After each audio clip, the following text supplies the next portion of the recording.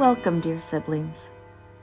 Here we are at the first of the 3 cards of the major arcana that may give rise to a bit of panic when we draw them from the deck.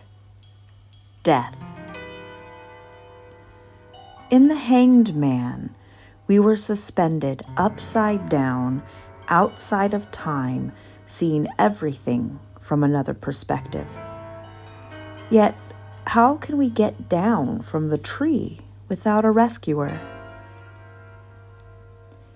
Our hero is death. Death removes us from the tree, and death is the doorway that must be passed through in order to encounter the deepest mysteries. Without death, we cannot meet with the sun, the moon, the star. We cannot become the world. Of course, by entering this doorway, we are not safe. We must still confront the devil and be cast out of our tower by lightning and fire.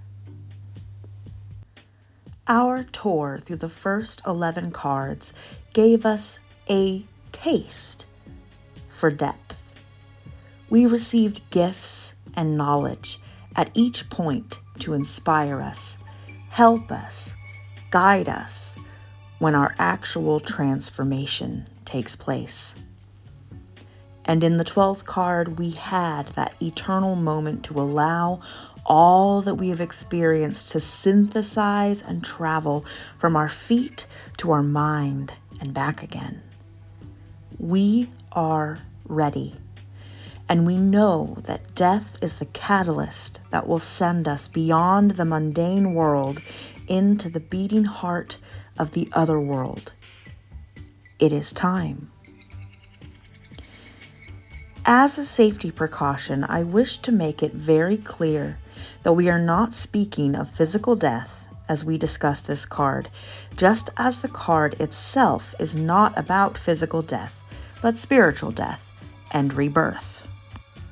Our internal selves are in a constant state of regeneration. I believe physical death is a mystery, and that we will find surprises on the other side of it. But I heartily believe with my full chest that no spiritual practice should ever involve physical harm to yourself or anyone else. And if you feel that you are in any kind of situation where that is being encouraged by your own thoughts or others, I urge you to reach out for help and prioritize safety above all else. You are beautiful and deserving of love and care. You are worthy. I would like to begin with a quotation that I have embraced throughout some of the most difficult and tumultuous years of my life. It is from the BBC's long-running sci-fi show, Doctor Who. The titular character is a humanoid alien called a Time Lord, whose race does not die, but instead regenerates into a new person. New face, new personality, but still the same person with the same memories. A regeneration is like a death, though, because the person they were before is gone forever. Here is what the 11th Doctor said as he regenerated into his new form. It all just disappears, doesn't it? Everything you are, gone in a moment, like breath on a mirror. We all change when you think about it. We're all different people, all through our lives, and that's okay, that's good. You've got to keep moving. So long as you remember all the people that you used to be. I will not forget one line of this, not one day, I swear. I will always remember when the Doctor was me.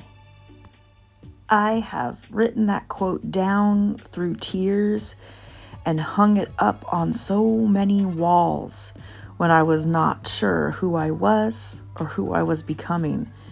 I have watched that clip and wept through many dark nights, summoning the will to continue. Now, let us hear from our wondrous companion, Leah, about her personal relationship with death. Death. I've been thinking about this card for weeks now.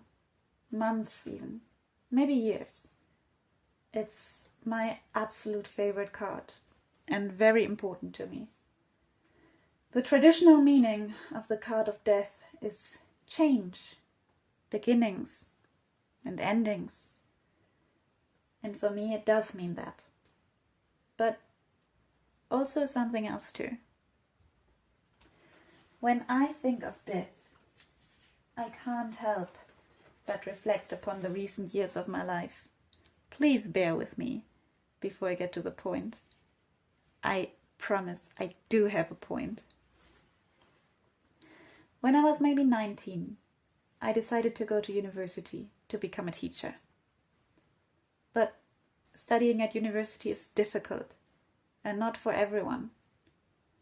Over the years, my mental health declined more and more and more, and my time at the university got longer and longer. Even as I started to spend less time there, I felt trapped and ashamed, and my self-worth hit rock bottom. Everything that was once me felt like it was slowly fading away.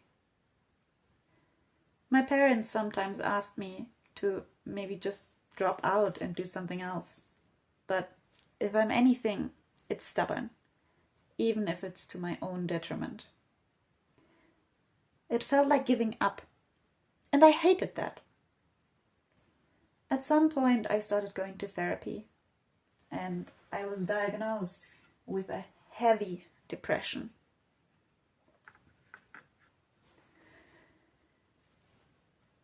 But I got help. And it did help. But still, I refused to stop studying at university because I did want to become a teacher. Teaching was something I loved, even if I hated the way there.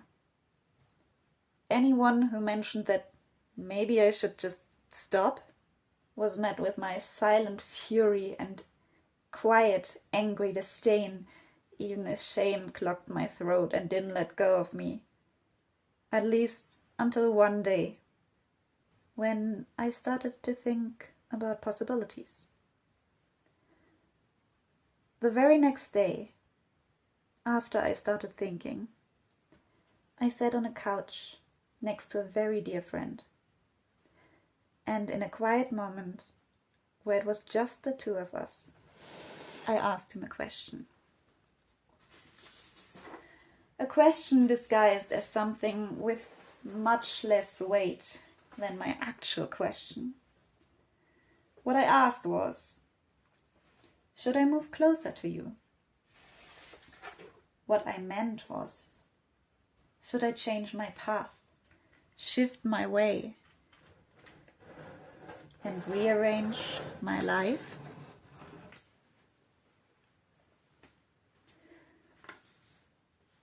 What I meant was, would you support me if I did?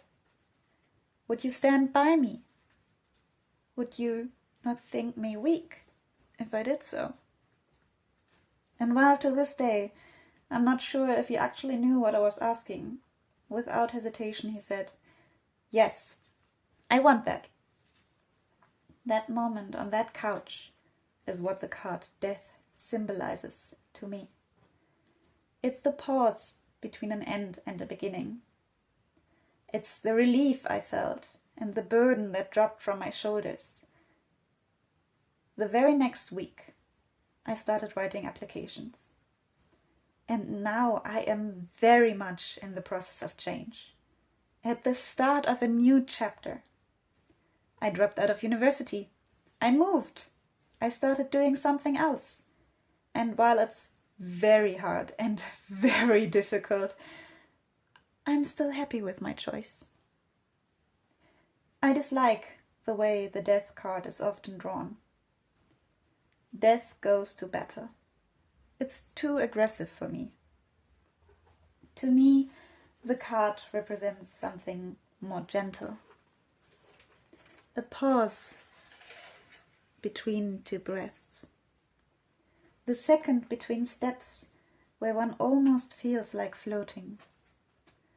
The soft quiet of nature when resting under a tree. The calm of a burden lifted. Sometimes it's the quiet before a storm of change. Whether the change is good or bad is up to you.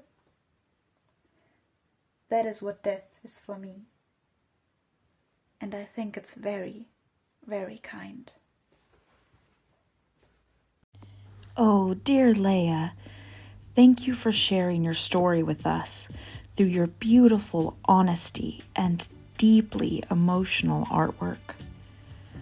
I cried when you first sent it to me, and it is so touching. I send you all blessings on your new chapter. Thank you. Now let us see how death appeared to our lovely Marion Marou, accompanied by her husband Bernd's tender guitar.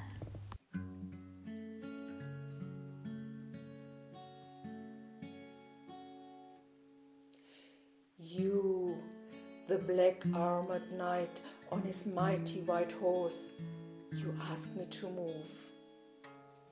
You, the pale-faced knight who holds the flag of life in his bony left hand, you ask me to leave my familiar places. You white bones rattling knight, bare of flesh, you ask me to throw away my worn-out shoes, the clothes that do not fit anymore, the armor that doesn't suit. I'm naked, I'm cold, I'm exposed, I'm shuddering of fear. That is the sacrifice I want from you, you say. I want you to be vulnerable. I want you to be open. I want you to be without any shade. I want you to be touchable. I want your beautiful core unveiled. And last not least, I want you to connect with all the beauty of the wholeness. Because I'm your companion of change. I am death.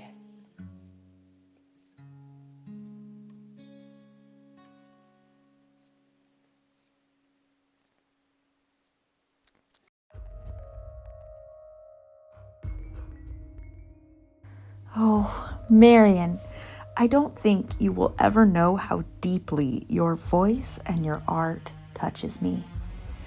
I adore this very female death who wishes to undress us down to our very core, to show us the strength and truth in our vulnerability, the power in our unmasking.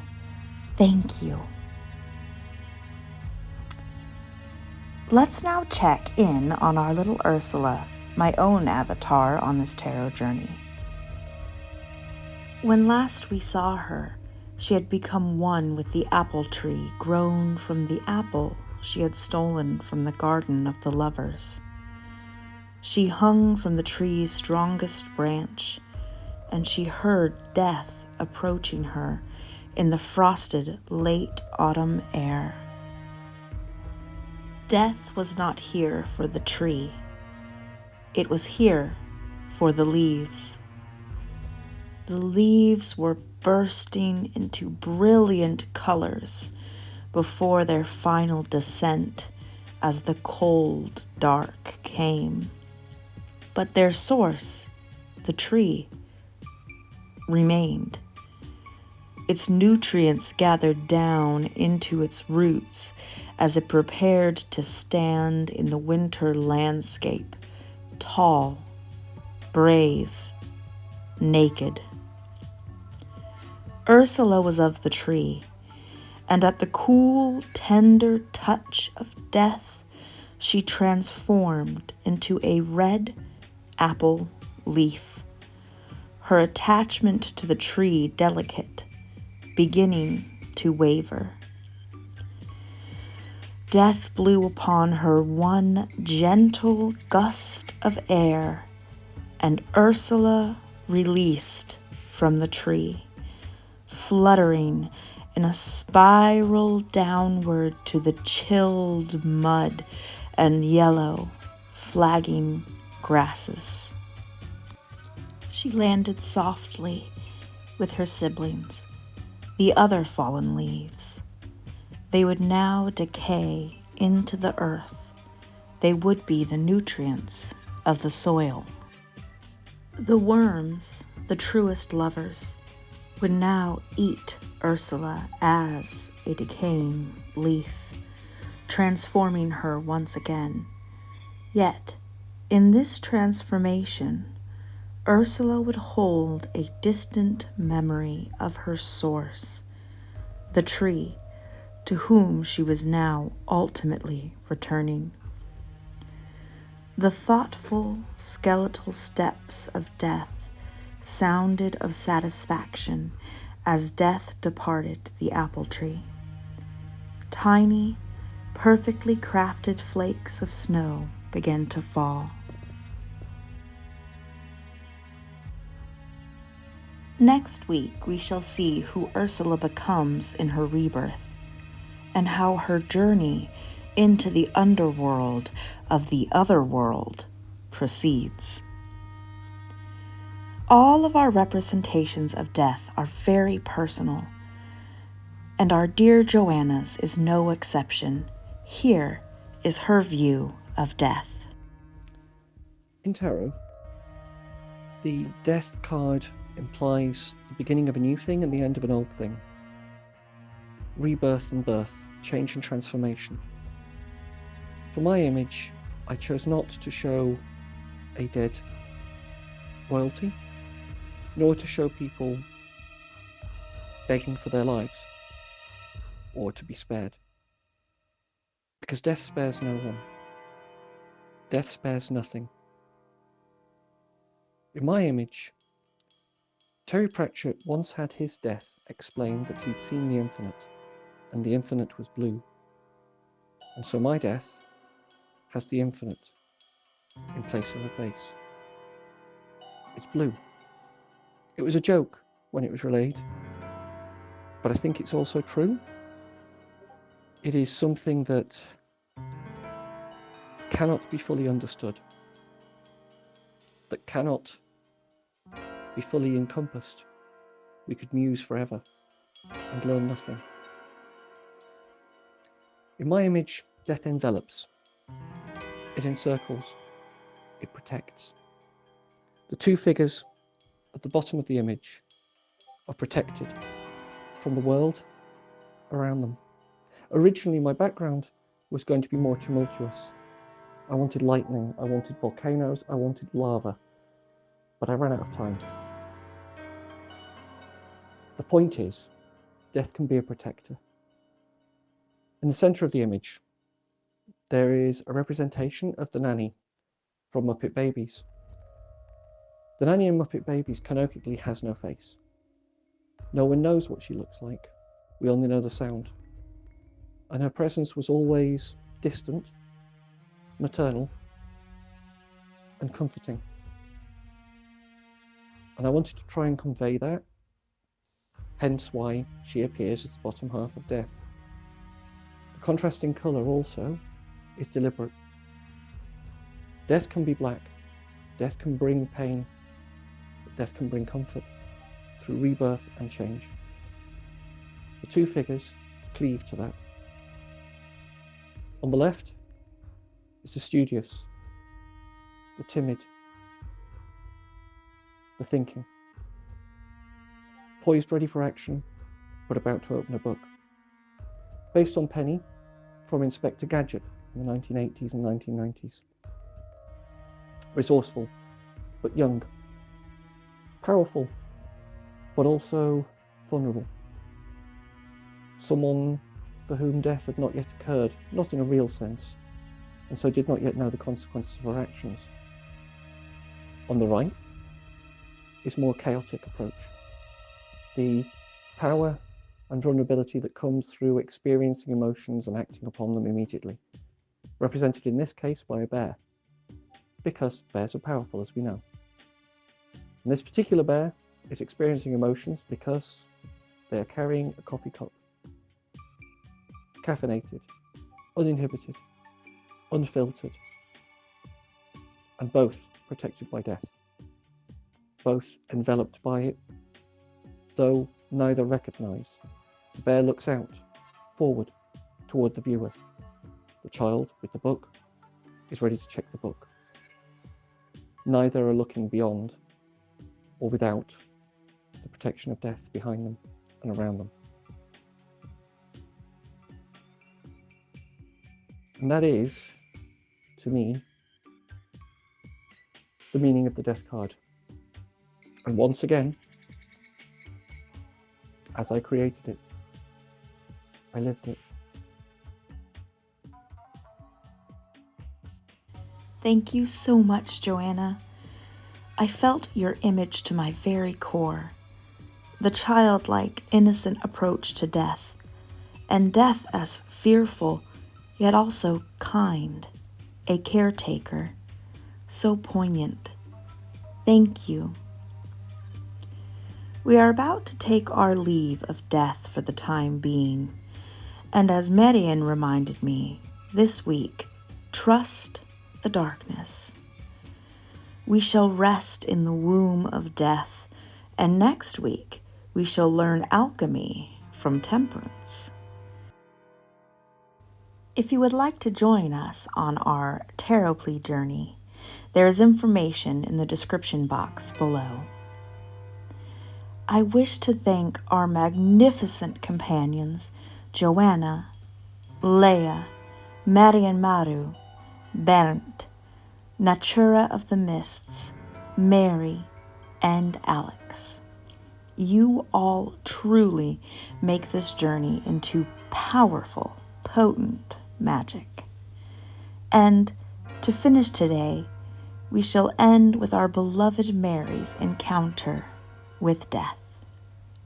Life is full of transformations. The seasons change, we grow and age. We go through constant cycles of death and rebirth. Each breath carries the winds of change. As this chapter draws to a close, are you prepared to relinquish your sense of control? Endings can be painful, whether that's because it didn't align with our expectations or we just didn't feel ready, but the change is necessary.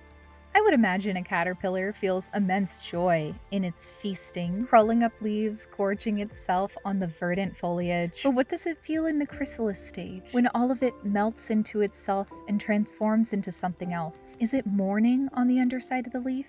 Regardless, it transforms and emerges anew. I know you're transforming too. I feel like I've said it 1,000 times, but I'll say it again. Embrace the change. It may be painful, it may be drastically different than what you saw for yourself, but this lesson is marked to shape and transform you. Welcome it. You'll emerge from your chrysalis in due time.